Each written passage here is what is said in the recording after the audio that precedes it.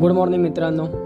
आज नवीन वर्ष चालू झालं आहे. तर नवीन वर्षाचा नवीन संकल्प, सकाळी लवकर उठायचं, ट्रेडिंग करायची, काम करायचं आणि दिवस मस्त घालवायचा. तर आज सकाळी 7:30ला उठलो, थोडं जे काम होतं ते काम केलं.